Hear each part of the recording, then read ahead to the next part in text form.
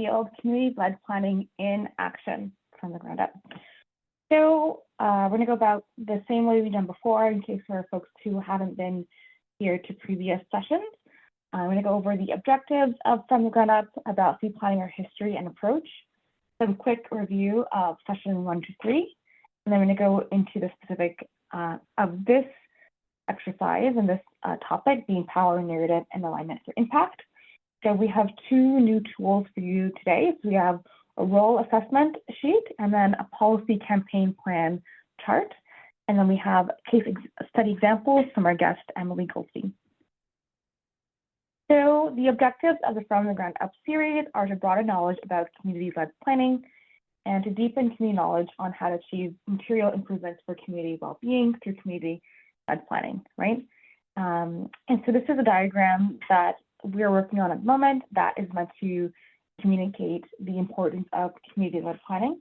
So community-led planning is a really important component of equitable land use planning. This is where you actually have the local nonprofits. Those are the folks like yourself, average residents, as well as local institutions such as the Parkdale Activity Recreation Center, which Victor, our previous speaker, was from, nonprofits working to support community voices, have a space in guiding local development and outcomes in the neighborhood. You also have labor, think about your local unions and the average worker being able to have a say in the type of work that they're doing. You have private sector, very well engaged at the moment within the planning process. You see that when government's doing their plans, oftentimes they're responding to private sector development applications. Many neighborhoods are seeing predominantly all the development happening in their neighborhoods being private sector. A lot of policies are really prioritizing those interests as well. And of course, you have government, municipal, provincial, and federal with all their different roles.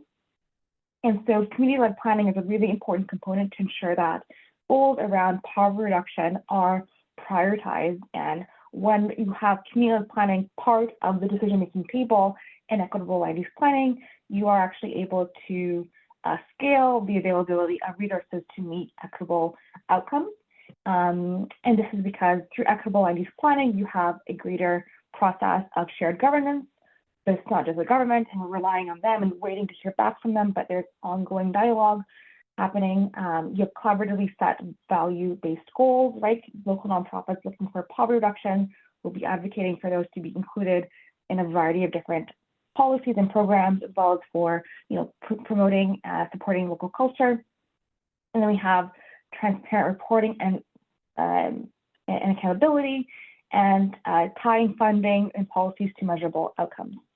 These are all key components of equitable land use planning that community-led planning helps to cure by ensuring that there is actually a wide base of people who are aware of what's happening in the plan.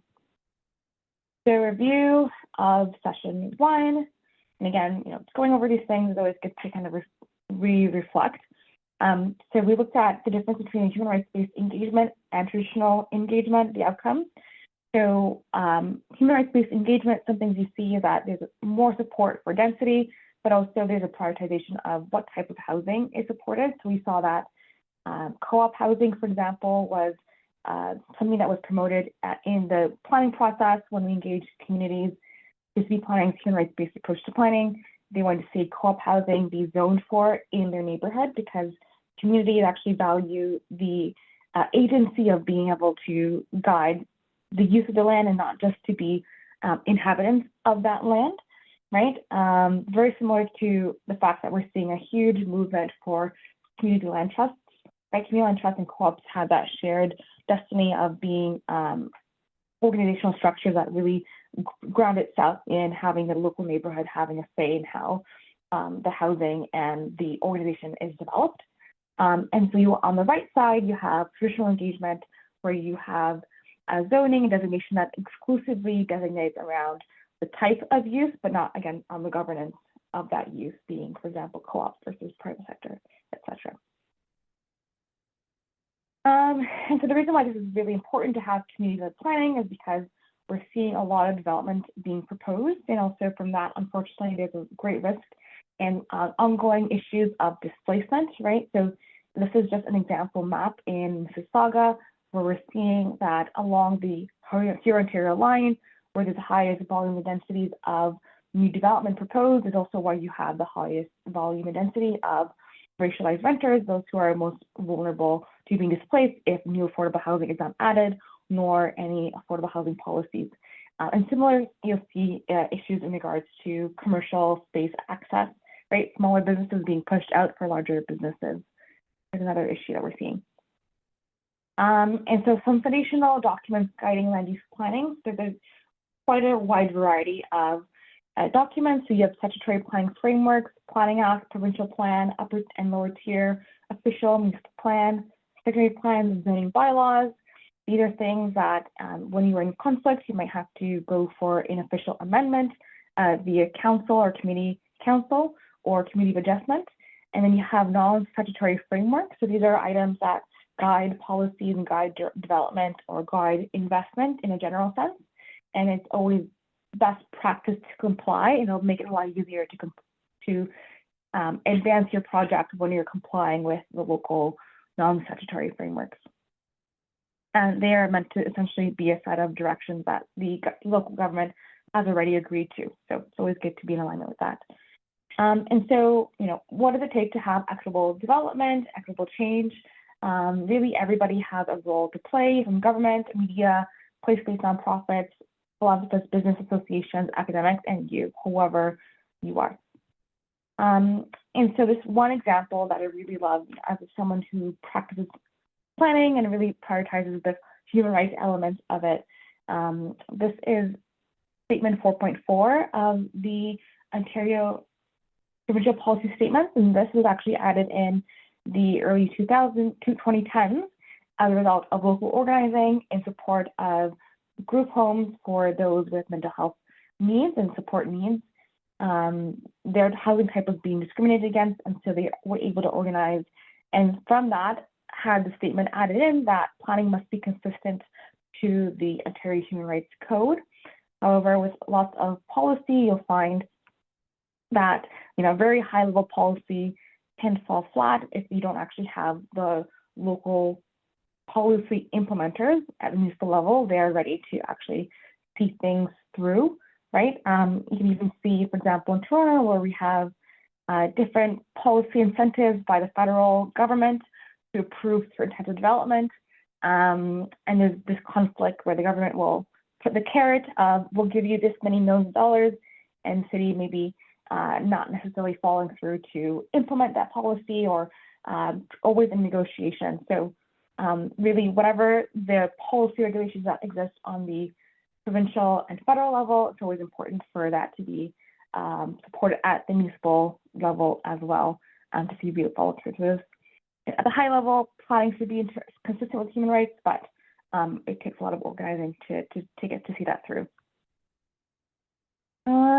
And so we had Robert Walter Joseph, who is a planner at Gladkey Planning and Associates, who was our guest speaker. So on this topic, some of the key takeaways from his presentation were the fact that the private sector is ambitious in the asks it makes to government, and community can be ambitious as well. It was really interesting to hear about the fact that community is often told to soften their ask. However, that same restriction is not pushed upon the private sector. So this was a great reminder for me around the importance of really being ambitious in terms of what's being asked for, because the private sector is being ambitious and they're getting a lot as a result of that. This key phrase, planning is politics. If anyone here has gone to planning school, you've likely heard this phrase, and it's a really important one, right? These are all political decisions, a decision that is made as a result of different folks who hold power, pushing that power, and then using that power in different ways, right? And being influenced over time to shift, right? Like the discourse and how planning operates now is very different than it was 10 years ago, 20 years ago, 50 years ago. And that is because of the politics of shifting opinions and, folks going out there and the concept of what is normal shifting as a result of the public conversations and also who is in power, right? For example, again, in Toronto, we're seeing a big push for more commercial real estate to happen in neighborhoods. And this is a huge shift considering that this is really reversing a nearly 100-year trend of pushing local commercial real estate out of neighborhoods. So we've pushed, tons of small shops and such out of neighborhoods, and now the policies going in the other direction to bring it back. So it's all politics. It's not a science, it's an art. That's what planning is. And then Robert had this wonderful chart here. So for folks to have an awareness of the different levels of policy. So you have provincial policies, the Planning Act, the Provincial Policy Statement, Greater Golden Horseshoe Growth Plan. And then you have your regional and citywide policies. So for example, in Mississauga, it's a two-tier municipality. So you have to refer both to the Mississauga official plan and the Peel official plan. And then you have local policies in the Dundas Connect and some zoning bylaws. So Dundas Connect you can consider as any type of local area plan that is generally non-statutory. And also one thing to note, I was actually talking to a planner as I'm working on some policies around displacement. And one really great thing that she noted that Robert also emphasized in his presentation is the importance of actually reading through the development applications in your neighborhood if you're looking to engage on a site for any reason at all. Because you might find, for example, policies that exist at the city level that, while stated in such a way, might actually be implemented slightly differently than how it is stated, right? So City of Toronto's citywide displacement policy maybe is written in a certain way, but actually in practice it operates a little bit differently. And so in session 2, we went over one of our main tools here, which is a directory of different links from City of Mississauga and City of Toronto. We'll be adding City of Brampton links later on. And so if you're doing work in these cities, it's really great to get a good sense of who's working on the projects that, or in project areas that you're interested in engaging in, getting in contact with them, calling them up, emailing them, right? So I can give you the example of my neighborhood. I wanted to start getting involved in this new portion of the neighborhood that I moved into. And so I messaged the local planners and said, hey, do you know some folks? I'm going to be hosting a dinner. Would love to connect with folks in the area. So, right, these are city staff, and they're responsible for following up with their local constituents, which is all of us here in the room. And then also, of course, being able to find out what local studies that are happening in your neighborhood or your city, keeping up to date with that, getting on the notification list. And then also we have the link to find development applications data, so you can find all the information on development applications. We have motivations and strategies. So it's always important to think about what is motivating the different constituents that you're engaging with, right? You want to stay on their good side. And so we went over this chart here. Councillors, you want to find quick wins. They want their community to be on board. Local city planner, having conformity with their task plan and having your asks anchored in city policy helps to get them on board. Developers want a quick win. They want to see how helping you will help them and also maintain and promote a positive reputation on their part. And local associations have a variety of interests, right? From looking from business to nonprofit associations. And really they're looking for clear roles and responsibilities and ability to amplify their ability to achieve their own priorities.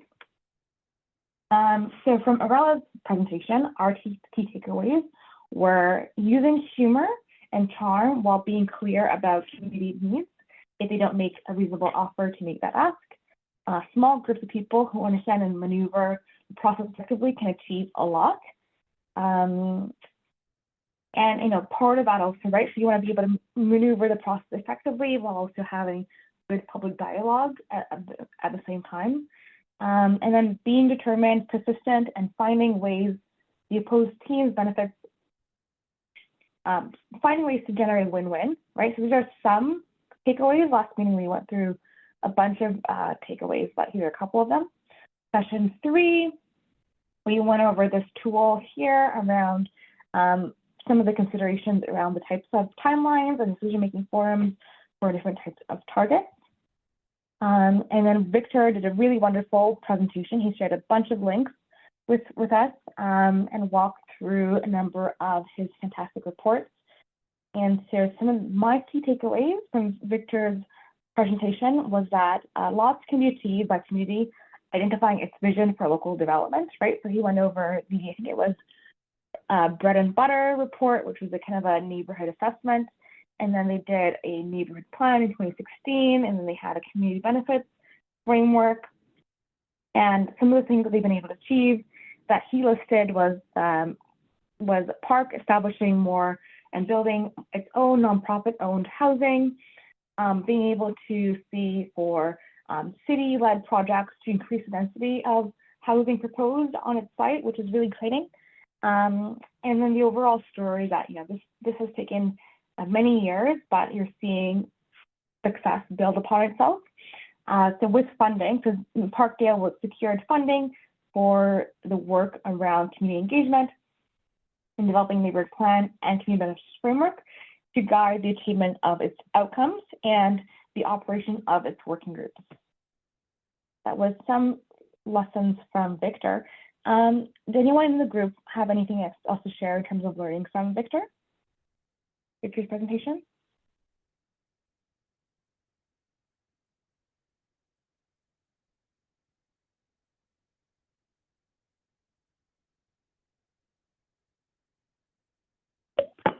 No. Awesome.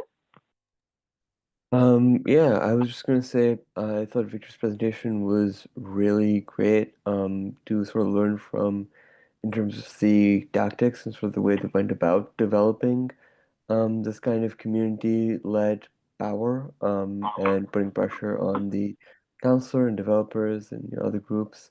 I think it was a really great example of kind of how to think differently around a lot of these things.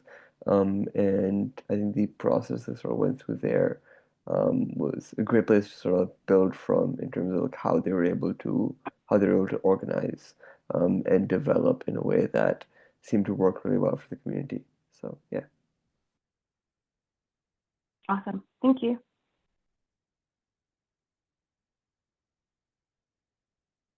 Yeah, I think Victor is a great wealth of knowledge. It's really incredible how many things he's been able to achieve on the planning and housing front. I think if you was to make a list, it'd be quite a long list of achievements. And so we're now on to session 4.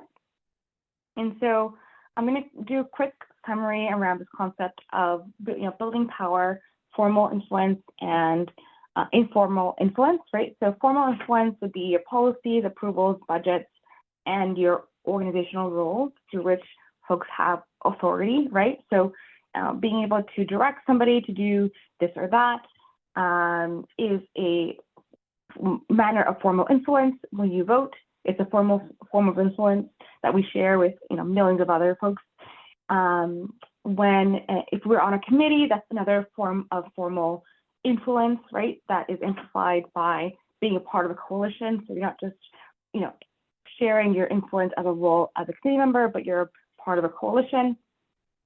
Being able to direct funding to enable people to do certain types of work is another form of influence.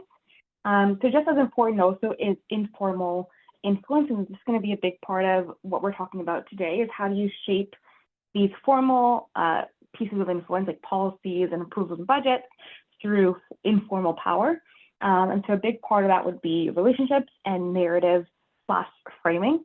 And so relationships and narrative framing is things that have come up in different ways in previous sessions of this series, but to kind of emphasize what that looks like, the piece of relationships is really about building friendships and also building alignment around what shared priorities are, right? So when you think about, for example, the different stakeholders that I mentioned, counselors, city planner, developer, local associations, it's really important that you think of them, that the folks that you're engaging with, not just as quote unquote stakeholders, but as people, right? So if you're upset with them about something, it's not just about writing an email explaining why their position is wrong, trying to actually figure out how to build a connection with them, where it is that you align, how do they see themselves in this dynamic as well.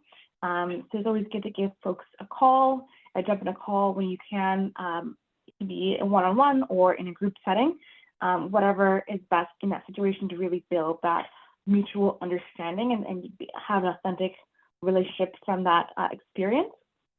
And then also you have narrative/framing.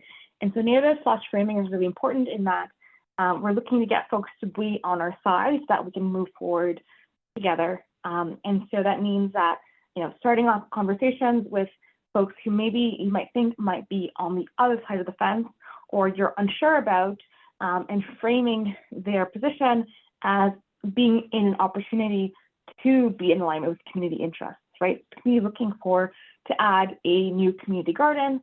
So let's say that you want to add a community garden and you know that there's some staff in the city that can be contacted to support it. Your email will be, hey, I'm really excited about building a new community garden in the neighborhood. I see the city has some programs on this area. Would you be able to help out?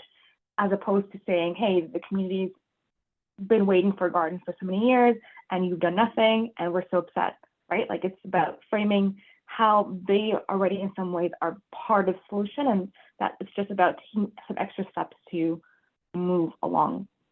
So it's like a really high level summary of this concept, but I think we're going to go over it a little bit more later on. And so some case study examples of narrative and framing and community building.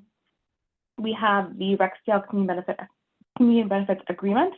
It's one of the first community benefit agreements in the city. And so this was in the mid-2010s. And so you have the site, which is a government-owned site, which when developed was through organizing from a variety of organizations, including the Toronto Community Benefits Network and the City of Toronto, was able to generate a variety of different benefits.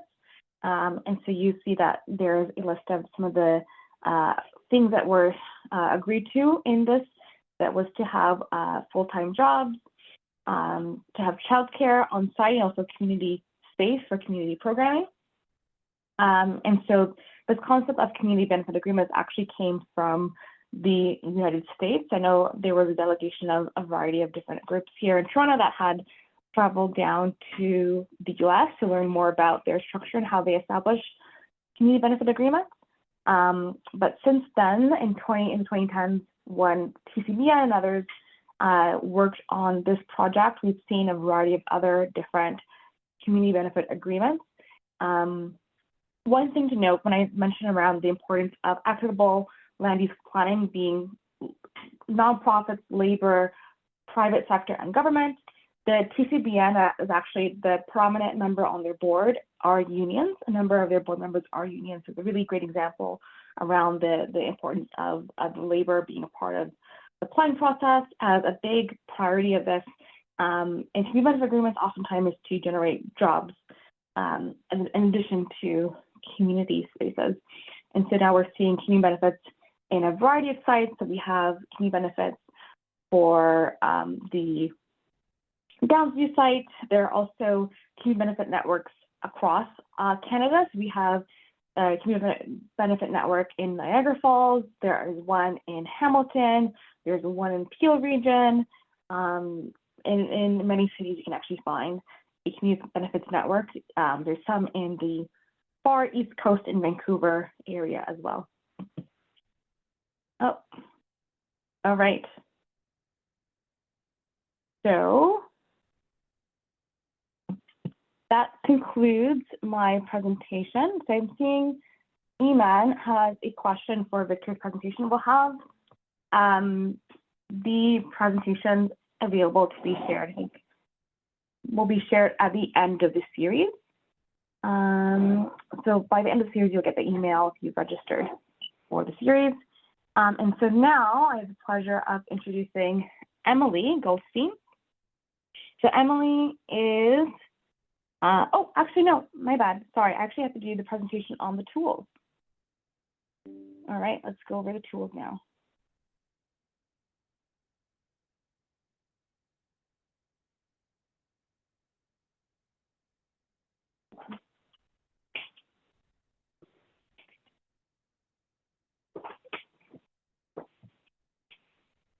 And I will drop the link in the chat.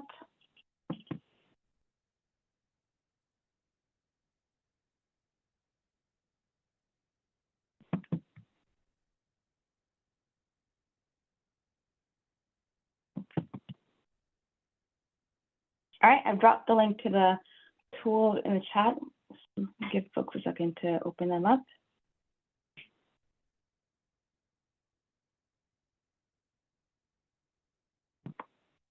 So yeah, so this week, so I've added, and so during Victor's presentation, he shared a SWOT analysis. So I've added that SWOT analysis to the tool workbook.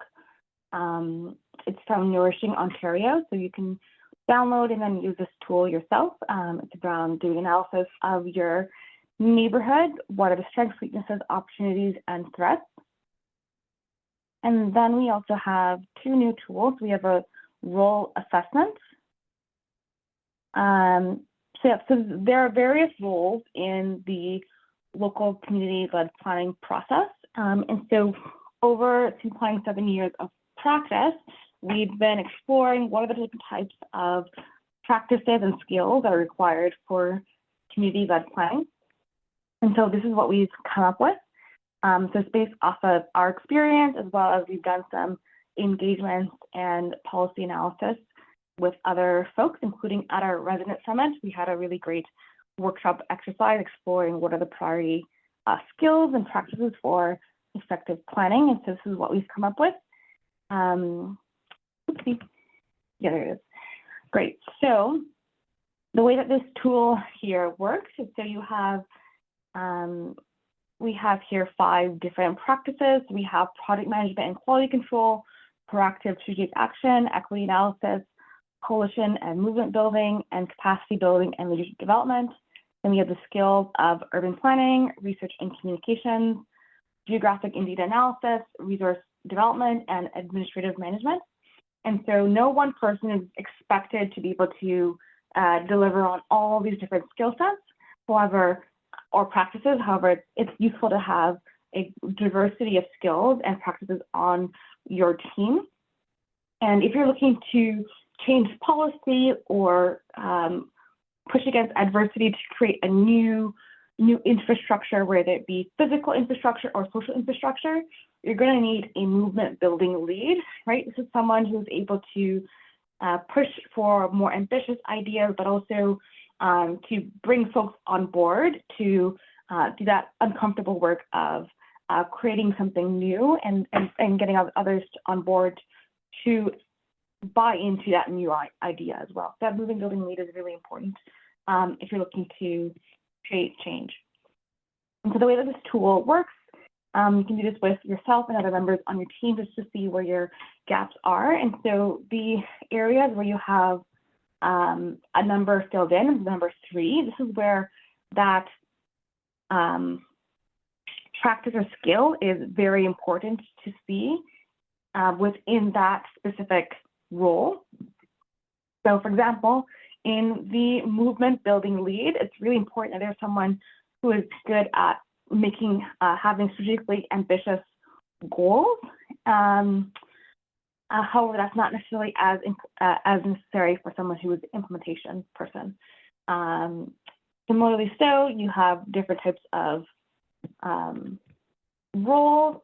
It's more important to have different types of practices or skills in place. And so then the number here is the recommended minimum number for that role, right? So where you fill in for C is that's where you are currently. And then it could also give you a sense of, okay, well, I put myself as, you see here, we have 3 for you can do it as a leader and do it independently. And 1 is you can do this with lots of support. So if you filled in, for example, a 1 for setting ambitious goals and aligning activities and roles to achieve them. You consider yourself a 1. Well, that identifies for you that you want to grow a bit more. Whereas, for example, if you are wanted to be movement building lead and you find yourself to be a 1 in number 4 around notes, it may not be as important to build your skill set in that area. So the reason why, we're going over the ideas around skills and roles as well. In any project, you need to have a variety of different components, right? You need to have great vision, the movement building lead. You have great implementation, right? Taking all the different steps and implementing them and seeing the issues along the way, making shifts as needed. You need to be able to visually communicate what you're doing, right? Great graphics, great posters. You need someone who understands the policy that you're working with and can really make sense and also communicate back out what's being observed or proposed. And then you also need someone who can also effectively make sense of data, right? All these different components are part of a wholesome team and in order to identify what your narrative is, and then to repeat that narrative over time and to be able to respond to different questions and challenges that may come up along the way. So that's tool number 1 for today. And then tool number 2 is the policy campaign plan. So this is, yeah, so you just name the document, policy advancement campaign plan, start date, end date. So it's at least 24 weeks to 52 weeks.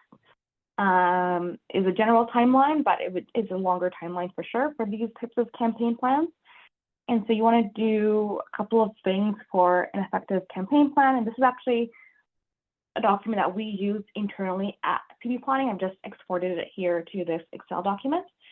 And so we have understanding of existing policy landscape, right? So what are the gaps? So what's the political climate? Are folks generally on board politically in government, or are they moving in an opposite direction?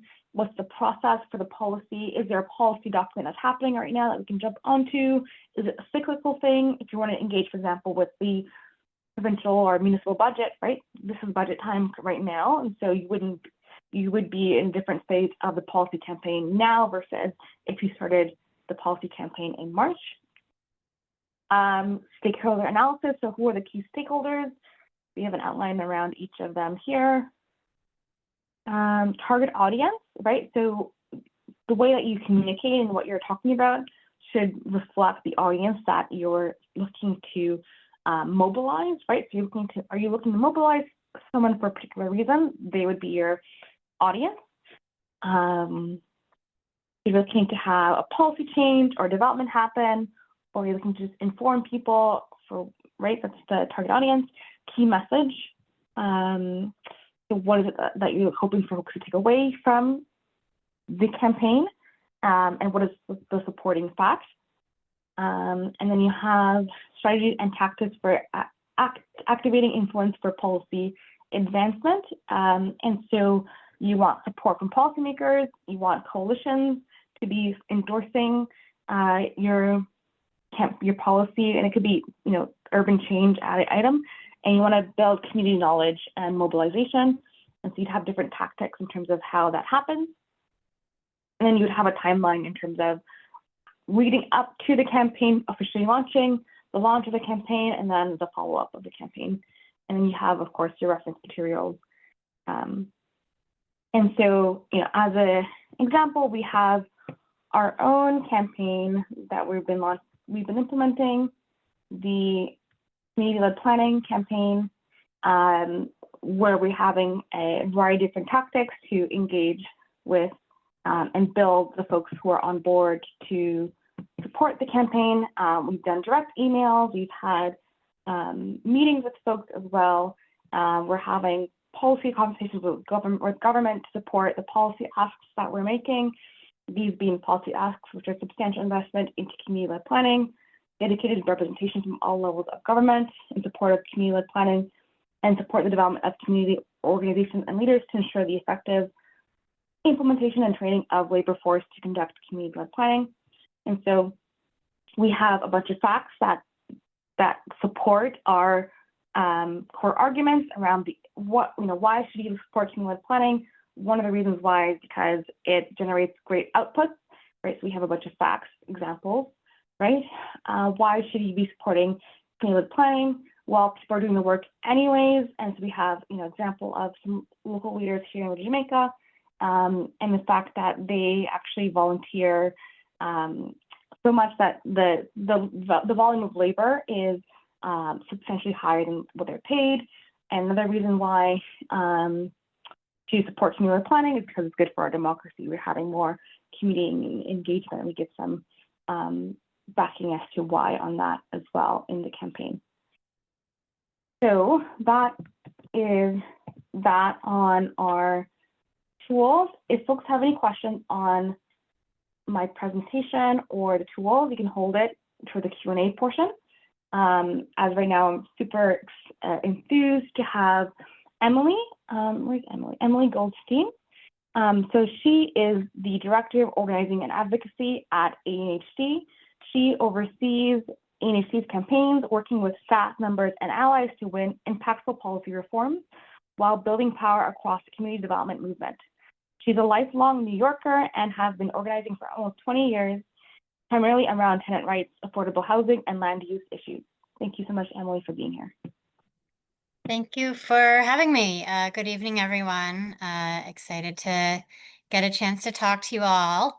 Yeah, so as Cheryl said, I'm from New York City, and I was asked, I think, to come sort of share a little bit about our experience with some land use rezoning, community planning campaigns and victories, losses, and sort of some of the lessons we've been learning here. I'm gonna, let's see, share my screen.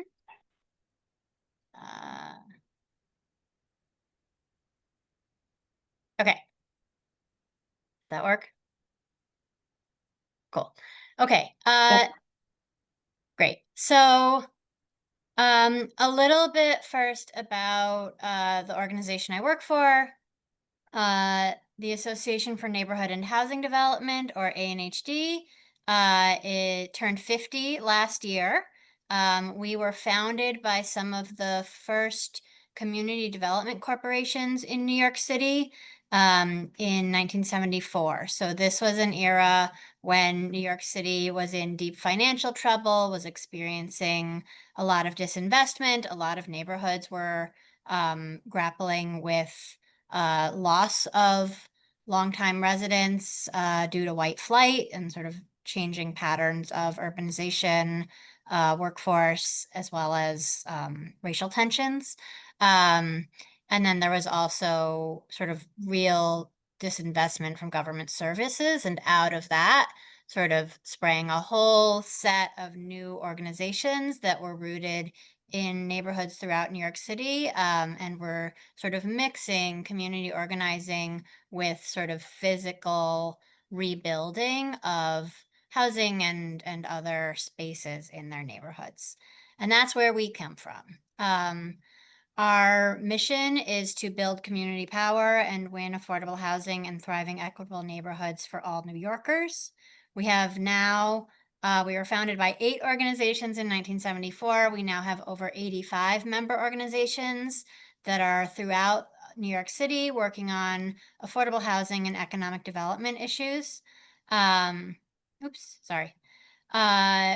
What ANHD does is use capacity building and technical assistance, policy and research, and organizing and advocacy to support our members in building equity and justice in their neighborhoods and citywide. We run a wide range of programs. We do a lot of research and data work and create tools that are useful for folks in communities. And we also convene coalitions and support organizing and advocacy campaigns at the city, state, and federal level to sort of advance the priorities of our members. So in New York City, we have a long history of fights over planning and zoning. I want to give a little bit of sort of context. I'm not going to go really deep in the weeds of the process here, but I want to give a little bit of context because otherwise the rest of what I say won't make sense. So first of all, just highlighting there's planning and there's zoning, and these are not actually the same thing, right? And I know you all have been doing a series. You know, the way I see it, planning is about the big picture. It's not just about physical space. It's about resources. It's about institutions. It's about how people are able to move around. It's about thinking about different demographics and their needs. It's thinking about changes like climate change that are coming in the future and how we're going to navigate those, right? One of the ways that we may want to navigate or need to fulfill local or citywide needs is through changing zoning, but that's really only one piece of the puzzle. Zoning is specifically about what can be built where, right? It's about physical space and what future development looks like. Ideally, it should be tied to a clear picture of it should be tied to planning. But in reality, New York City doesn't do very much planning. New York City does zoning. And that's really important to understand. Pretty much everything I'm going to be talking about here will have elements of planning, but like fundamentally the way the city's processes are oriented towards is doing zoning, right? And then trying to jam some bits and pieces of other things in around the edges in ways that aren't really necessarily logical, but are trying to make the best of what we have. So that said, we do zoning, and our zoning process is extremely complicated, extremely expensive, extremely difficult to really understand and engage in if you are not sort of a full-time dedicated expert whose life is about doing this process. What I'm showing you on this slide, I'm not even going to go through it all, is really just part of the pre-process. So there is a whole process that anyone who wants to change zoning in New York City has to go through of, you know, basically a long back and forth with the Department of City Planning, which is the government agency that oversees this. There's meetings, there's paperwork submissions, there's applications. Key point is that there's also studies and environmental review that needs to happen. That's incredibly time consuming, incredibly expensive. The other key thing to note in this part of the process is that the timing of it is incredibly arbitrary, and a lot depends on that government agency, the Department of City Planning that I mentioned earlier. So if Department of City Planning is excited to work with on a particular project and move it forward, there are pieces of this process that are gonna move along and they're gonna be helpful with. And if something's wrong in the application, they're gonna sort of sit down with whoever submitted the application and help sort it out and get it to the next phase. If they are not inclined to be supportive of a particular project, they can take forever responding to any sort of piece of this puzzle. They can just keep saying no, or you need to do it over, or you need to revise it to aspects of the application, right? So there's no set timeline for the entire, what I'm calling the pre-process. And there's a lot of opacity to it. It's very hard to understand like what needs to happen in order to get to the next phase. And there's a lot of control held by the city planning agency. This is the part that most people never see, never know is happening, sort of like don't have any insight into. The part where the public sort of like catches wind and the official public review process is, we call it ULURP, the Uniform Land Use Review Process, ULURP. And this is sort of a public facing and process. It's still a little bit complicated and a little bit difficult for folks to understand, but it's more familiar and it's all sort of out in the open with clear decision making and timelines. It goes through a few different levels of government. The first phase of review is at the community board level, which is the most local. Community boards sort of review a proposal and have a public hearing, and then take a vote and make an advisory recommendation. Their position is not binding. Next phase up is the borough president. New York City has 5 different boroughs, each with their own leadership. That also, set at 30 days. The borough president also sort of takes a position. That position is also advisory only. Then it goes to the City Planning Commission, which is appointed by a variety of elected officials, but with the mayor having the sort of majority controlling vote. And the City Planning Commission's vote, they have to have a hearing as well, but then their vote is binding. And then the last session is with the City Council, which represents the entire city. For most rezonings, unless it's a citywide matter, but most rezonings are pretty local. For most rezonings, the City Council sort of follows the lead of the local representative who represents the neighborhood where the rezoning is taking place. The City Council's hearing vote is also binding. So right off the bat, there's a huge amount of power resting in the City Planning Commission, which functionally is controlled by the mayor, and the City Council, which has the only other actual decision-making authority as opposed to just advisory, and in particular, the local council member for wherever rezoning is happening. There are lots of public hearings in here, right? But how much what's heard in those hearings is taken into account is up for grabs, right? That's politics. The other thing to note, and this is why I sort of inserted that previous slide, a huge amount of work has already happened before this process starts. Whoever is proposing a zoning change will probably have spent years and hundreds of thousands of dollars before this public review process starts. That's what it takes to get to this point, to do the environmental review, to get through all the back and forth of the earlier process with the city agency.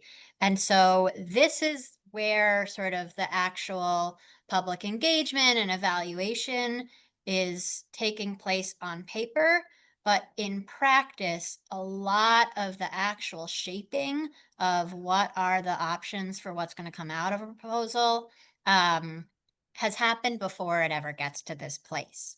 And that's been critical to sort of understand. And I'll get into a case study in a minute, right? But that's critical because there was a long time where a lot of community engagement with this process was starting here, and that's kind of too late if most of what's being shaped, most of the sort of decision making, most of the shaping of a proposal, most of the narrowing down of potential options of what could come out happened before this.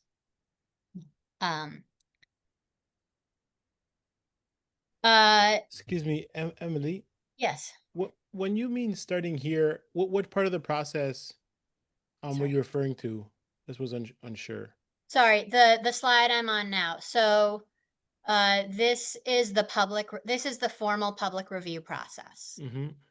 But before entering the formal public review process, let's say the rezoning is being sponsored by a private developer. That private developer will have spent years and hundreds of thousands of dollars talking back and forth with Department of City Planning to sort of move their application forward, doing the environmental review that's required, which is, hundreds of pages of long and very extensive, going through various other sort of legal processes. And so the formal public review process, which is where everyday people kind of get in on the act, starts after a lot of that has happened. Got it. Thank you. That makes sense? Yeah. Okay. So now sort of you hear me shifting into politics. in New York City, most rezonings are proposed by private developers on individual sites. So it's like one building at a time. It might be a very large building. One of the case studies I'm going to present was, it's one development, private developer, but it was 5 blocks. It can also be a very small building. Sometimes city agencies also propose usually larger scale neighborhood-wide rezonings. These are much fewer in number, but can have a much bigger impact because we can sometimes be talking about rezoning, 100 blocks at a time, right? It's a whole neighborhood at a time. Often the same city agency that I mentioned before, Department of City Planning, which is responsible for sort of like helping shepherd others through the process, is the one that's taking the lead on moving the city-sponsored proposals forward. So you could call it conflict of interest there. The politics are that in many cases, wealthier, and in New York City, that often means whiter communities are often able to say no to a proposed rezoning that they don't like. And in many cases, that shows up as blocking much needed affordable housing in areas that have very little affordable housing and that have done very little new development over the last few decades. By contrast, poorer and usually BIPOC communities in New York City often either don't have enough political power to block rezonings or are sort of in a situation where they have so many other needs that they wind up sort of forced into a position of trying to use the rezoning process to negotiate for the rest of what they need, which they probably should be able to get through the legislative process or the budget process or other parts of the political process. But because those are flawed as well, and because politics are about power, right? This is what I meant by all these other things wind up crammed in. And so what we see is both, very different dynamics playing out depending on neighborhood. But what we also start to see is that there are a lot of situations where either private developers or even the city agency won't even bother to make a proposal, won't even bother to start a process that they feel confident is going to wind up getting shot down. And so there are whole areas of the neighborhood that are almost informally considered off limits. And that goes back to what I was saying earlier about the individual council member from a neighborhood where a proposal is being made has so much power that if a developer knows that a local council member will never say yes to a 10-story building, why would they spend money and time and effort trying to propose a 10-story building, right? Now, maybe in that case, that neighborhood, they feel like that's way out of character. And so work on an 8-story building instead, right? There can be reasons that's right. A 10-story building can be good or bad, right? Like, but that's the dynamic when you come to more questions around neighborhoods that don't want any affordable housing or don't want a homeless shelter or don't want certain other things, right? The dynamic is challenging, especially in a city where we have a really dire homelessness crisis and a really bad housing shortage, which are, intertwined. I mentioned that city agencies can sort of propose and move rezonings, and these are often large-scale neighborhood-wide rezonings. Private developers are the most common proposers and movers of rezonings, and those are usually for one building at a time. On paper, right, and to some degree in practice, a community can also propose its own plan, and there are communities that have done so. The problem is that plan then has to go through the process that's so largely controlled by the city planning agency. And what we have often found is that when a community proposes a plan, and often folks have spent years and years doing really great community planning and developing consensus and bringing in lots of different local stakeholders and sort of coming up with amazing plans.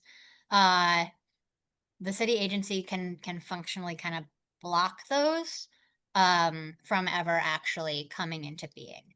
And so we have seen very, very few community-led plans actually move forward. And to a large degree in recent years, we honestly have been advising communities that we work with to move away from that approach, because we've seen so many places where folks put in so much incredible work only to just sort of get sidelined. So what we're dealing with most of the time is not community-led rezonings, but rezonings that are being proposed by either the city or a private developer to a community, right? And I'm going to do 2 brief case studies, one of each of those types. So the first case study we called the Jerome Avenue rezoning. Jerome Avenue is an avenue in the Bronx. In 2014, the mayor, it was Mayor de Blasio at the time, and the Department of City Planning began a process to rezone 92 blocks along Jerome Avenue in the Bronx. Now, because this was such a large scale, big, complicated proposal, this was public from very early on in the process. And very quickly, a coalition of tenant organizations, labor unions, local merchant associations, others sort of who were connected to the neighborhood, sort of formed what became a very powerful coalition that sort of spanned most of the borough of the Bronx to fight against the rezoning. What was being proposed was basically to change 92 blocks along one avenue and some sort of offshoots into higher density housing zoning. A lot of what existed at the time along that block was commercial, and in particular, a lot of like auto repair shops and other local small businesses. This was also a strip sort of down the middle of a very low income community, a community that was dealing with a lot of housing issues already, that was dealing with a lot of tenant harassment and displacement pressures. And so there was a lot of concern about the local businesses being directly displaced. There was a lot of concern about if there was a rezoning to allow for basically market rate housing, that would increase displacement pressure in all the existing tenants in the surrounding neighborhoods. And then there was also a lot of concern about if there was going to be a rezoning and if there was going to be new development, what were those jobs going to look like, and how to make sure that they were good jobs and that local folks had access to them. There was a multi-year campaign with, in one way or another, thousands of people got involved in some degree, right? A smaller core, but I was at a meeting of 500 people on like a snowy night one February in the Bronx, right? There was a huge level of community organizing and activism engagement. There were folks turning out to all the public hearings. There were folks, working with the elected officials. There were folks doing rallies and marches, and folks signing petitions, and folks sort of bringing information back to their tenant associations and sort of other local organizations they were a part of. And at the same time, in the end, slightly modified, but essentially very similar to the original proposal, rezoning passed in 2018, despite ongoing community opposition. The community was just not able to kill this rezoning, despite honestly some of the best and strongest local organizing I've seen in New York City in the last few decades. At the same time, there were some significant wins. So pretty directly tied to this local zoning fight, many of the same organizations were able to win a citywide right to counsel, so a right to have a lawyer for any tenant facing an eviction. This was something that folks had been trying to work towards for a long time before this, but had not been successful. So this was citywide legislation that moved on a separate process, but got a political boost and ultimately was won really directly thanks to the organizing around this zoning proposal.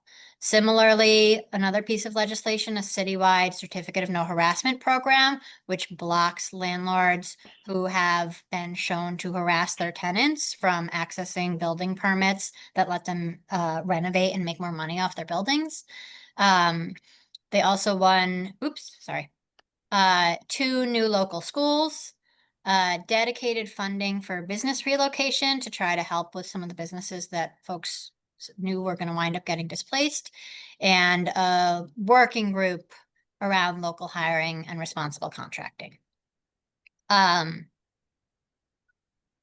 Ultimately, you know, most of the folks, you know, and my organization was doing technical assistance for the local coalition throughout this process, and I was working very closely and had worked very closely with a lot of the organizers and tenant leaders and community members who were heavily involved.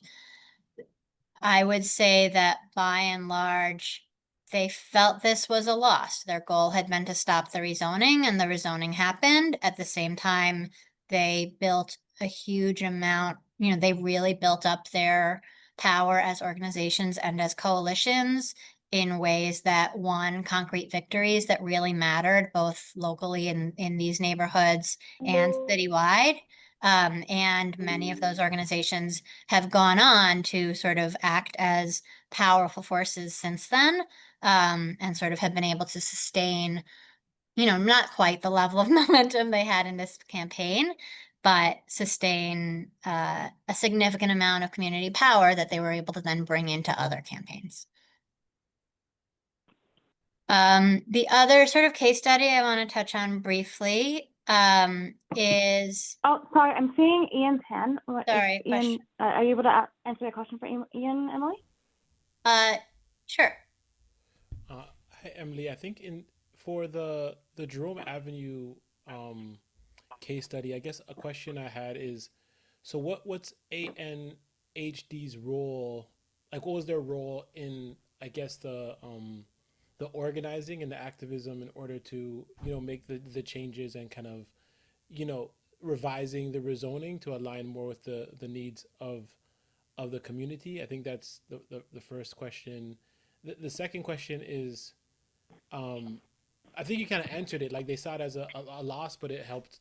It was like it helped with momentum, gaining these community wins, and they're able to kind of leverage what they learned here to kind of forward other activists and movements that they're moving towards. I think you answered the second part. I guess the first part, in regards to the role of ANHD. Yeah, so our role with Jerome Ave was as a, sorry, I think I'm getting an echo. I'm not sure. Oh, that'd be me. Sorry. Let me mute myself. So our role was as a technical assistance provider and an advisor. So I can give some, you know, we were very clear that the actual decision making, the actual organizing, the actual sort of setting of priorities and agreeing on what was an acceptable compromise and what wasn't, and sort of those nuts and bolts, that needed to come from the local communities, right?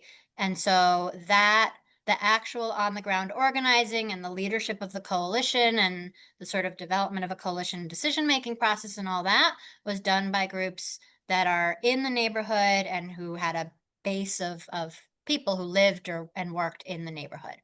What we were doing was looking at the 200, you know, looking at the 200-page technical document, breaking it down for them and translating that into materials that you can bring to a community meeting, right? And make sure that people actually understand instead of it like being only lawyers who can understand.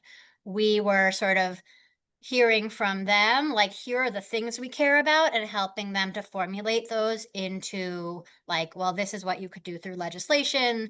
This is how you would get that in the budget, right? Like, this is how you would translate that into an actual land use proposal. So sort of helping to translate the information back and forth, provide advice on like, we love that idea, but doing it that way is probably going to get shot down by the courts. So here are some other options, right? Like those sorts of things as well. And really trying to make sure, like, our real goal in it was to make sure that we were counteracting the sort of imbalance and the imbalance that communities are usually facing when they're trying to engage in a process that's really not designed for them, and that's designed for people who have like a huge amount of technical knowledge, and sort of doing that translation. Awesome. Thank you so much. That's great. No problem.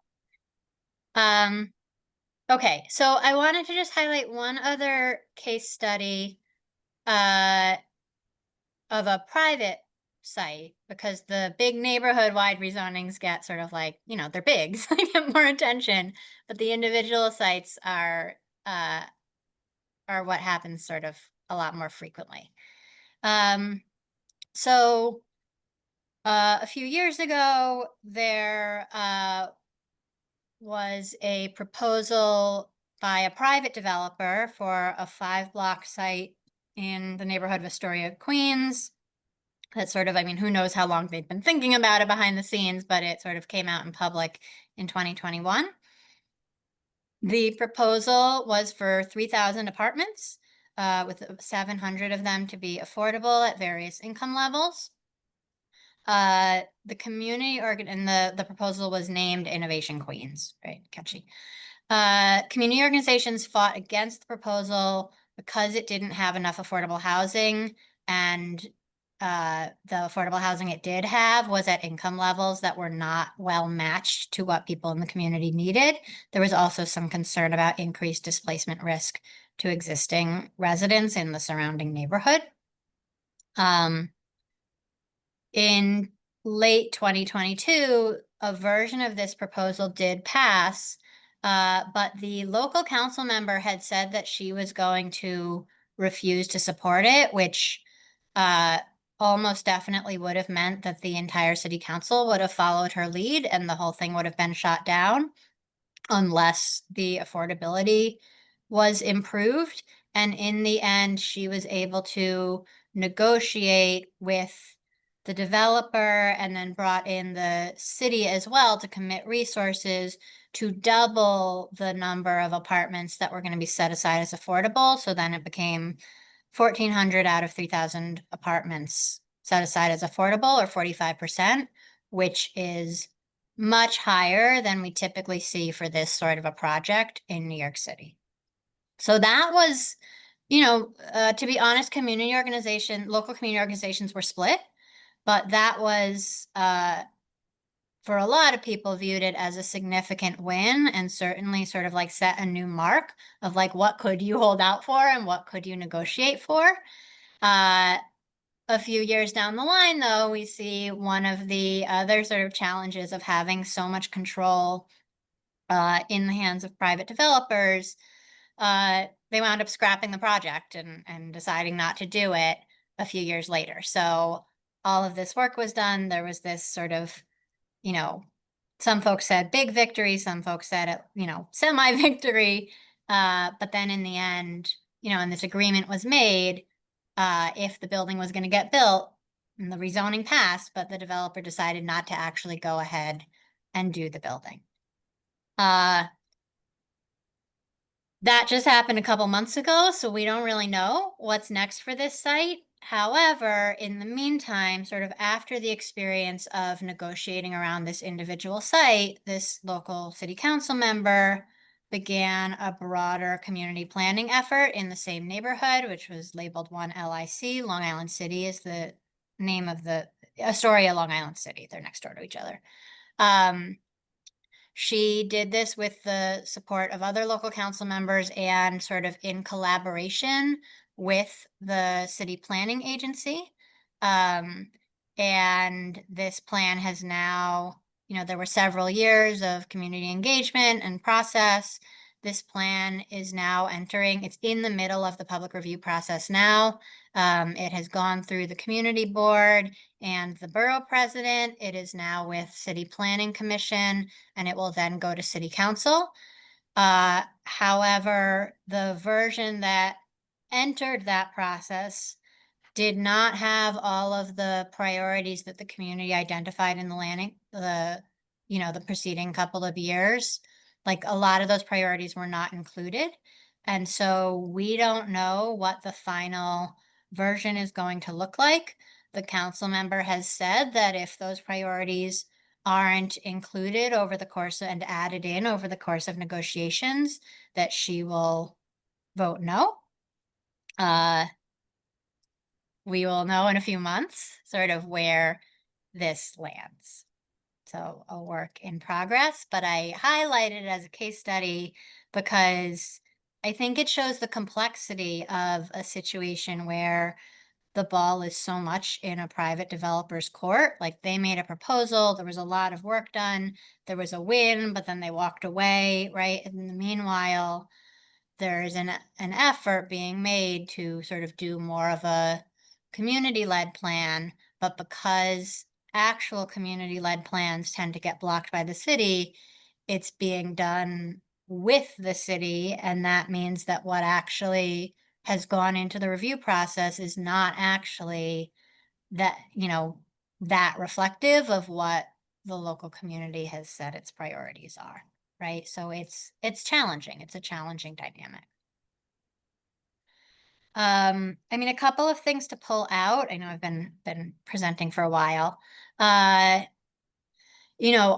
would say, looking back over the last 15 years or so, local communities have been successful at winning legislative victories, policy changes, specific local investments through the rezoning process, but they have rarely been able to kill or radically change a city-sponsored rezoning plan, right? So it's catch 22, or double-edged sword, right? There's a lot to be won in the course of these campaigns, but I have not seen any wins as far as actually not moving forward with the proposed zoning or completely changing the proposed zoning that the city comes in with.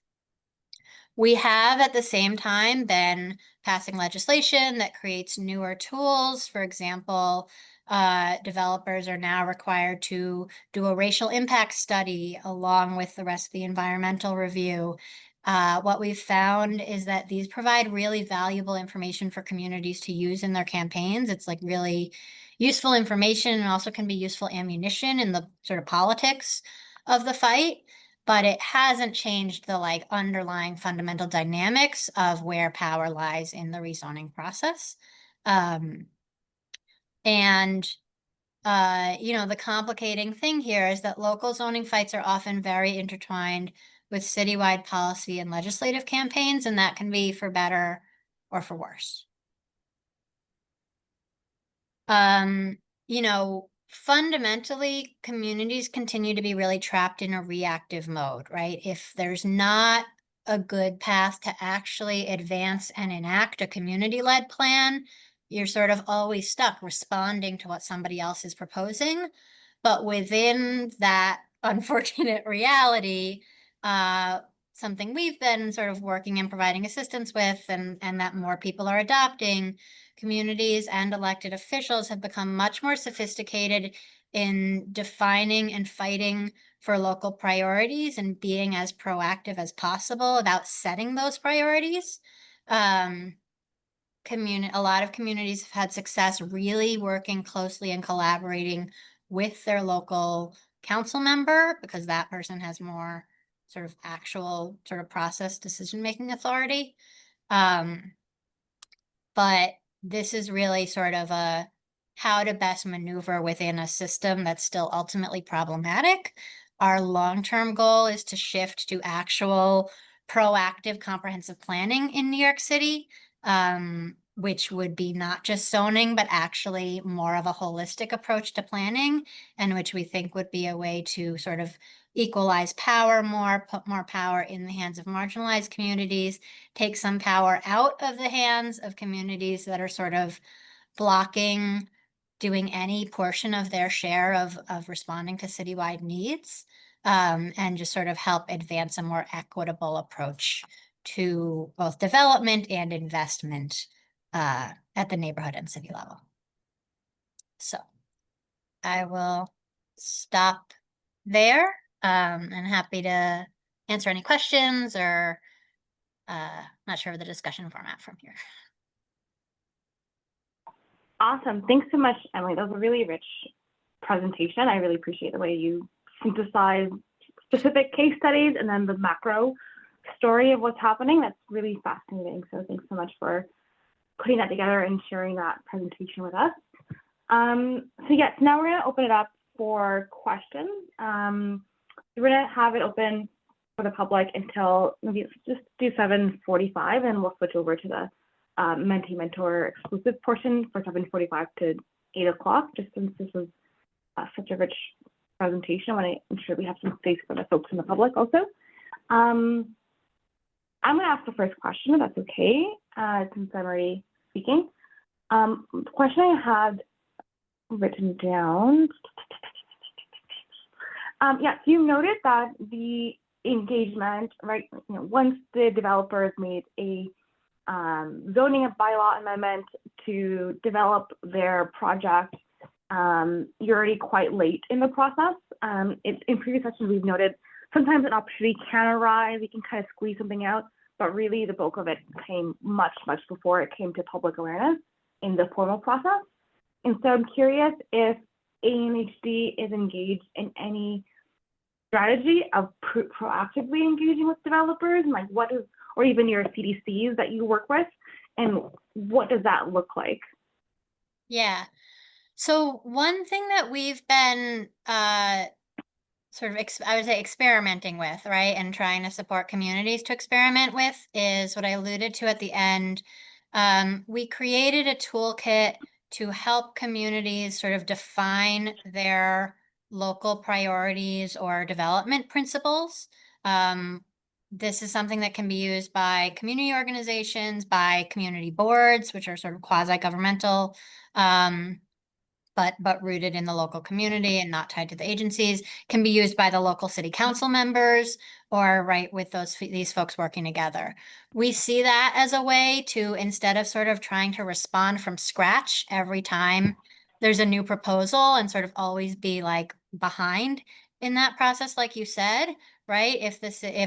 If a particular local community wants to say, we don't want any housing here that isn't at least 40% affordable, right? Or any housing, what we need in our community is more open green space. And so if there's a proposal that's going to take away any or fill in any open space, it needs to provide an equal amount of publicly accessible open space, right? Or what, our schools are overcrowded. And so, we want new developers to contribute to a pot of money so that, we can have more school seats, or right, like those sorts of things you can define up front, right? And so we see that as a strategy that communities and local elected officials can use to kind of come in even before the process starts and say like, right, because you can put that out in public.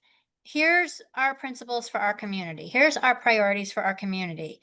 Any developer who is thinking about making a proposal for development in our community, you should be looking to and shaping your proposal based on these, right? Now, you still can't control whether they're going to do that or not, right? But it helps add, right? It helps put the community in a more proactive position. Awesome. And it doesn't have to be complicated. It can be very simple.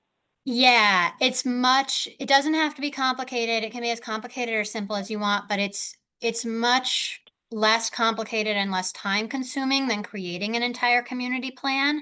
And so, like I mentioned, because there's sort of all of these reasons that community plans rarely actually move. Like I know folks who there's communities that spent like 6, 7, 8 years, right? Like doing really robust community planning. And then those plans are sitting on a shelf for 10 years, right? Like, and they've never gone anywhere, right? And so we don't want to be advising people to like go through all that, right? And then you don't actually achieve the outcomes you're looking for. Something like a community principles process, we still want people to be doing good organizing and doing good engagement and being representative, but you can do that in like 6 months, right? Like it doesn't have to be that hard. Thank you. Anybody else have questions?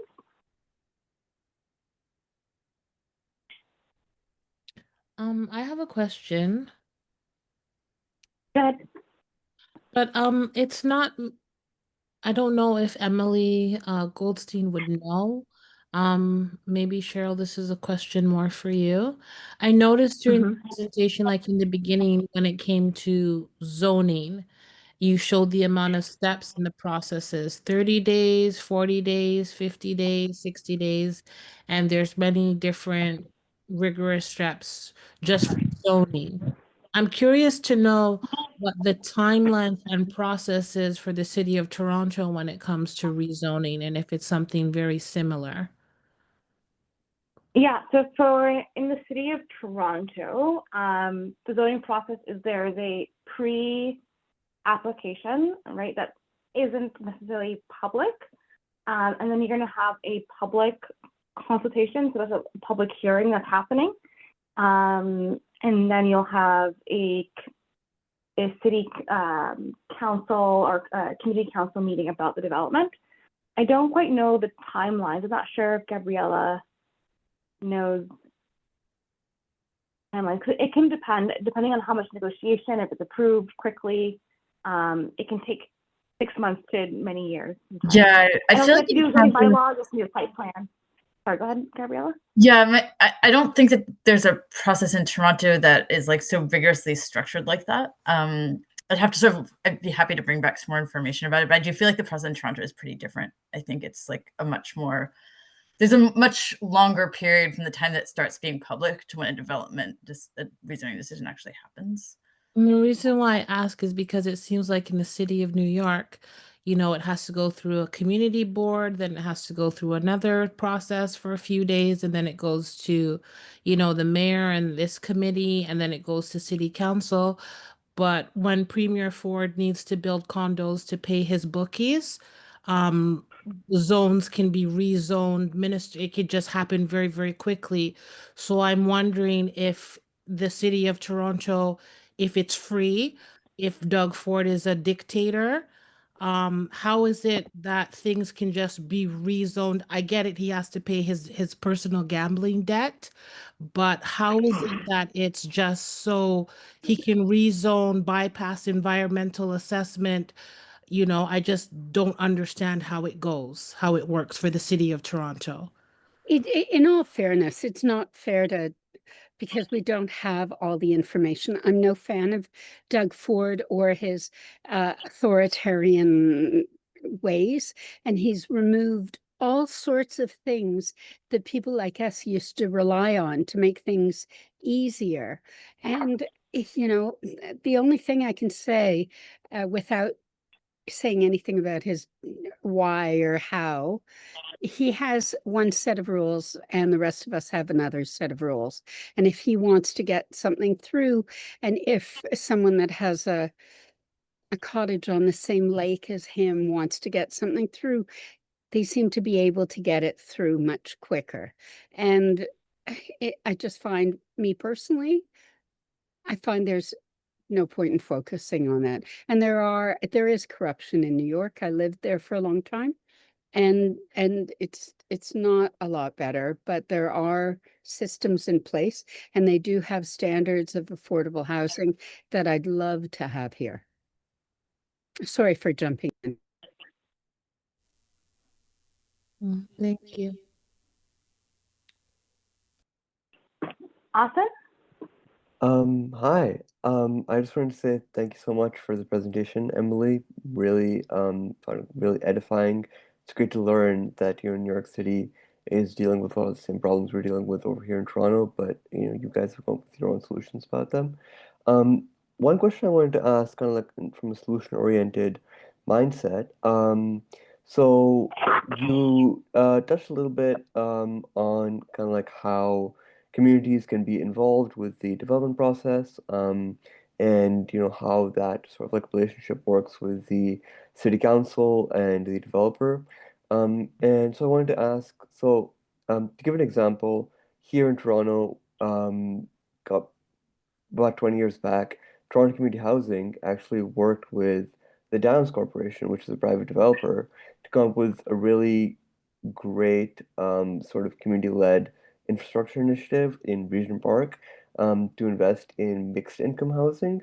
where they made these really great commitments to sort of maintain the existing affordable housing stock that was in the neighborhood and maintain, service providers and invest in kind of like, community centers and all these other things. And I guess I wanted to ask, kind of like, are there examples of that happening in New York City where, the developer was able to work with a community group in that way or work with, an affordable housing provider in that way? And kind of like tied to that, like, are there any sort of similar, like, innovative new solutions? Well, not exactly new, but sort of like differentiated solutions that are being implemented in New York City nowadays from a sort of like higher level in terms of how you're sort of thinking about, development and how it can take place without displacing existing residents? Yeah, great questions and really interesting to hear, about one of your local examples as well. So yeah, in particular in New York City, we have, a lot of ANHD's member organizations are nonprofit affordable housing developers, so nonprofit organizations, but they like build and run and manage affordable housing. There are also for-profit corporations that specialize in affordable housing in New York City.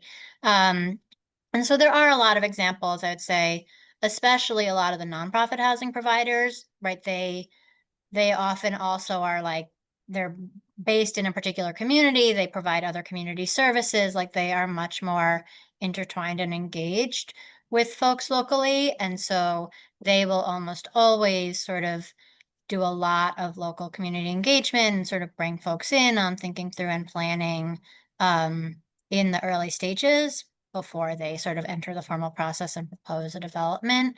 I didn't sort of write it up as a case study, but one interesting example in East New York, Brooklyn, a nonprofit called Cypress Hills Local Development Corporation sort of did an extensive sort of community engagement, community visioning process before sort of finalizing their proposal and then moving forward with a new development on actually what was previously a city-owned plot of land that then got transferred over.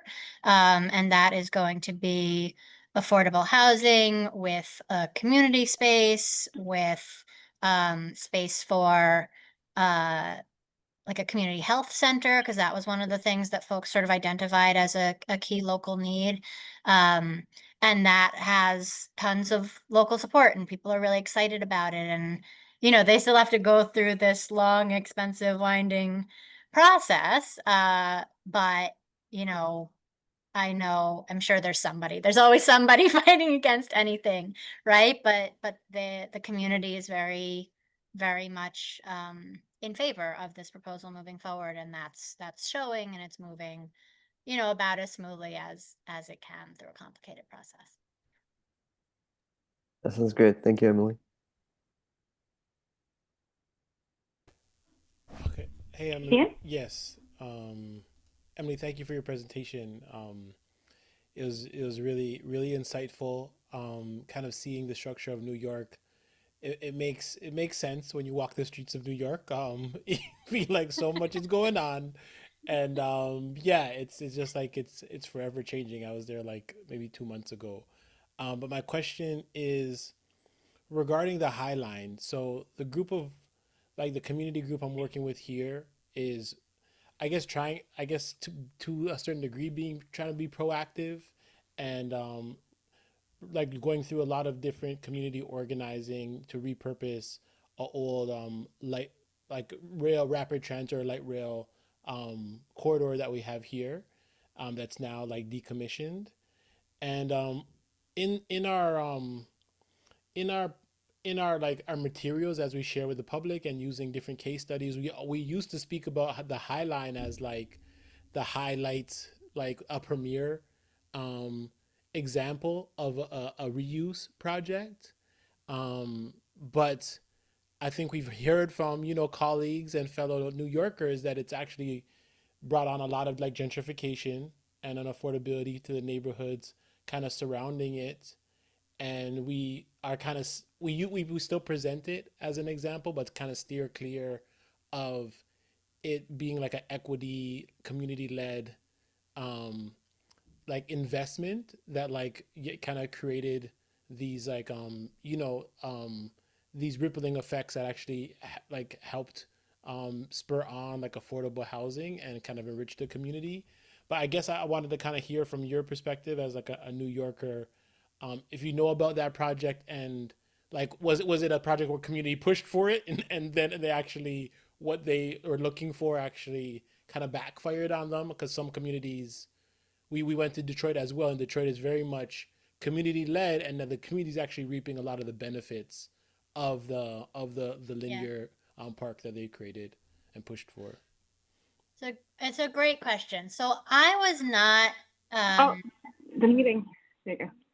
really sort of heavily involved, or right, like I honestly don't feel like I can speak to the specific community dynamics of like who was engaged and who was in favor and who opposed on the High Line. So I mean, you're asking the right, I love your question. I don't know that level of detail about like the process that went in as the High Line was being sort of envisioned and developed and created. What I can say is that that dynamic of something really awesome, right? Happens, right? There's investment, there's a new resource, there's a new park, there's a new whatever. Um, often with, sometimes not with, but often with the support of local folks. And it does set off a wave of gentrification, and we do often see patterns of folks who had lived in a community for a long time and who maybe lived in a community when it was not getting investment and when it was not a very nice place to live and when it did not have many amenities and when there was no good park or whatever, wind up priced out and don't get to like actually enjoy reap the benefits of the investment. It's really challenging, right? Because then we wind up in situations where there's some folks who don't want anything right, like anything new to happen in their community because they're afraid that it's going to set off a wave of displacement.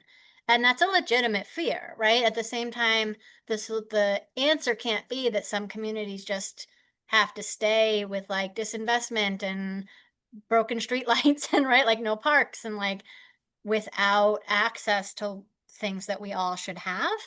Um, I don't have a simple solution. You know, we, I think, I do think that larger scale, more forward thinking planning at like a citywide scale would help. Because part of what's happening is that there's a lot of work happening around a particular investment, but that's happening separate from whatever's going on with housing policy. And that's happening separate with whatever's going on in terms of planning for schools, right? And that's happening separate from whatever like zoning change a particular developer or even the city like decided it wants. And don't even get me started. That's all happening separate from actually thinking about sea level rise and like what neighborhoods are going to like all be flooding in 20 years, right? And so I don't want to sort of pie in the sky say like if we were to do a different kind of planning that it just sort of like is the silver bullet and it solves all these problems, but I do think it would solve pieces of them, because what we have is that individual pieces are moving, but actually like neighborhoods function as whole ecosystems, and neighborhoods are like lines on a map, right? Like the city functions as a whole larger ecosystem. And so if we're not able to actually think about how all the parts of the like local and then citywide ecosystem are like affect each other, right? And think about, okay, we really should be like investing in a park here. What is the situation of tenants in this neighborhood, and what policies and programs need to be in place to make sure they aren't getting displaced? And then, you know, what kind of additional housing is needed and how many school seats are going to be needed for those housing, and how do we make sure those school seats come online, now, right, in time and not 20 years after the fact, right? Like we just don't have good processes to actually do all that intertwined with each other. So I don't know that that really answered your question, but a little bit. And yeah, I think looking at it broader and an ecosystem approach is really like that's really helpful. There's so many different conversations that I've had, but those things kind of intersect, I think it's like you kind of helped me to kind of see that we're really pushing for this like public investment, but at the same time there's like still pay attention to all these other pieces of the ecosystem that are actually all functioning, and can we bring some coordination to it? So it's, yeah, thank you. Thank you. Awesome. Gabriella? Yeah, so thanks for a great presentation, Emily. I was really curious about the community development corporations you were mentioning, because it sounds like maybe they're a somewhat significant force in New York, which I don't think we have. That's not a strong thing here. We have a very limited amount of nonprofit affordable housing development institutions here. And I was curious, like, is my impression accurate? And if so, like, how did that come to be that they were there? And like, do you see ultimately like trying to get rezonings and planning and development to happen through institutions like that as a solution to these challenges you flagged? Yeah. Community development corporations and nonprofit developers more generally there are a lot of them in New York City, and they are a significant force. Like, not as significant as like the for-profit real estate industry, which is like the most powerful force in New York City. But they are a significant force. Some, and from, I've only ever worked in New York City, but from what I understand, that's not typical of most other places in the US either.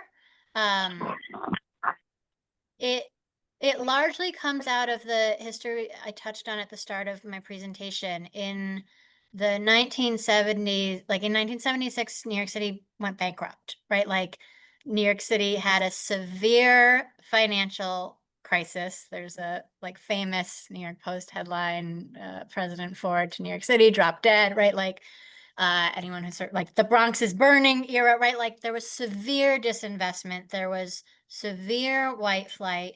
There were landlords who were burning, like, I mean, it sounds dramatic, but there were neighborhoods that were burning, right? And that was from a combination of landlords burning their buildings down to collect the insurance, but also services having been cut, like public services having been cut back so drastically that there are neighborhoods where like the fire department response like took forever, right? And so there was this period in New York City of abandonment, of disinvestment, and of like real crisis in a lot of neighborhoods, right? It was uneven, right?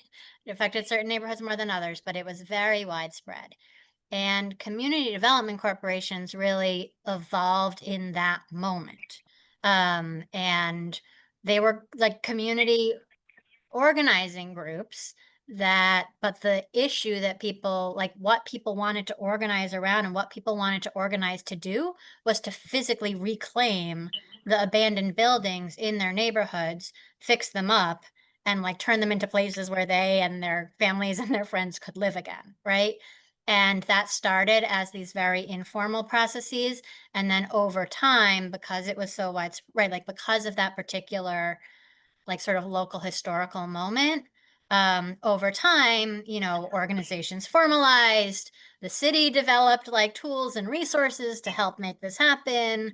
Eventually there were sort of like federal like affordable housing funding programs that came to be like significant tools that are now sort of used by everybody. But I think the reason that New York City has so many CDCs, community development corporations, is because of that particular local history. But do you think that, like, if we were to do you see it as like an effective tool? And even if we can't, we don't have that crisis moment, is it something we should be trying to build? Yeah, I mean, what we've seen is that nonprofit ownership is incredibly effective at actually making sure that housing stays affordable and sort of integrated into the local community on a permanent basis and over the long term. We also have a lot of affordable housing that's been built by for-profit developers, and we've also had a lot of really challenging situations of that housing is affordable for 20, 30 years, and then they take their money, they opt out of the program comes to an end and they exit, right? The nonprofits, when the sort of cycle comes to an end, they re-up or they find some other way to sort of keep that housing affordable, because that's their entire mission, right? And they're rooted in those communities. And so, I think there's different models, right? Like CDCs are one model, community land trusts are another, right? Like limited equity co-ops are another, right? Like I don't think CDCs are the only model, but we really have seen a real difference and a real importance to having nonprofit sort of community-oriented ownership of housing. Thanks. So we have Austin, and then I think we're gonna go into the mentee mentor exclusive portion. Just we can also catch up on the dinner coming up next week, perhaps.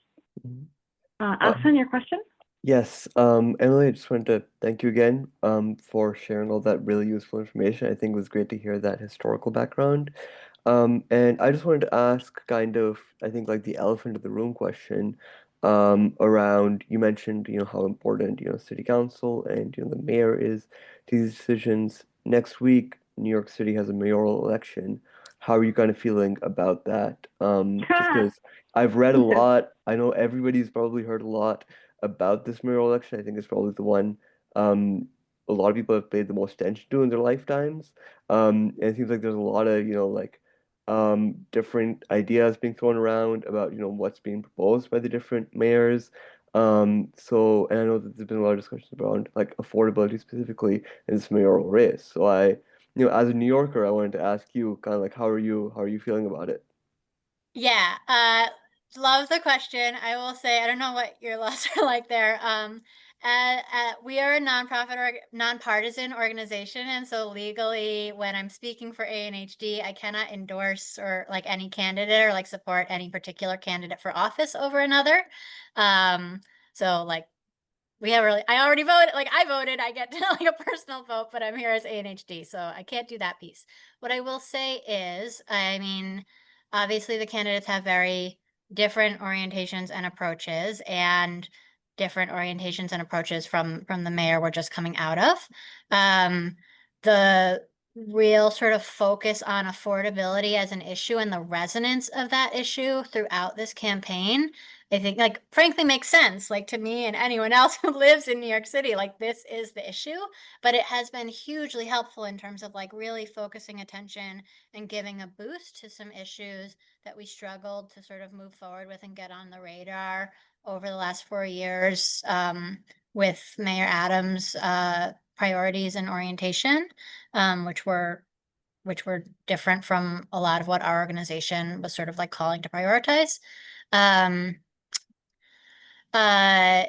will also say that, some of the proposals that sort of sound like really out there and radical are not, I mean, not to undercut them, but there have been rent freezes in New York City before, right? Like a rent freeze on rent stabilized apartments is a thing that has happened years, like certain years in the past, right? Like it's not that that's not impactful, it's not that that doesn't matter, right? But that is not like capitalism has come to an end in New York City and the entire real estate market crashes down, right? Like that's a thing that like has to do with, that is built in as a possibility in our specific like rent system, right? So it has the potential to be profoundly impactful for millions of tenants, but it's not, like, I think, I don't know, again, I don't know as much about the Toronto context, but I know like we've been like hearing things on the news from folks in other parts of the country who are like, this is insane. And we're like, this is not that out there in New York, that like we have precedent for that. Regardless, I hope that we're going to see a next mayor that really focuses attention, not just on housing, but that continues a focus of the attention on affordability. New York City, there's always a focus on housing. Everybody, right? Like every mayor always has a huge, ambitious housing plan, but a lot of those housing plans have not actually done well at serving the folks who are at the lowest income levels, the folks who are homeless, the folks who are getting evicted, the folks who are actually sort of suffering the most from the affordability problems that we have. And so, no matter who's mayor, like that's what we're going to keep pushing on, is to make sure that we are orienting policy towards serving the folks who are most hurt by the housing crisis. Hmm. Yeah, I think that makes a lot of sense. Thank you so much for that elucidation. And I will definitely say, regardless, I know a lot of people are going to be paying close attention next week when the results come out. So I'm looking forward to hearing sort of what comes out to that. And yeah, I will say, in terms of Ontario, I think we're actually moving in the opposite direction. We're like getting rid of like rent control and rent freezes. So that's always fun. It's always interesting. Sorry But to hear that. no, that's all good. That's all good. But no, it's been really great to kind of like see how the conversation around affordability has evolved across this mayoral campaign. So hopefully we'll get some of that here in Toronto as well. So thank you. Awesome. Yeah, it would be lovely actually. Echo. I don't know where this echo's coming from. I share ANHD as an example of some of the policy folks I engage with it in government. So this was a really great experience to hear from you, Emily, and I'll be taking some of this back with me when I talk to them next around some things we can be doing as our next steps. So thank you so much again for joining. So we're going to be closing off the recorded session of this meeting and going to the closed session.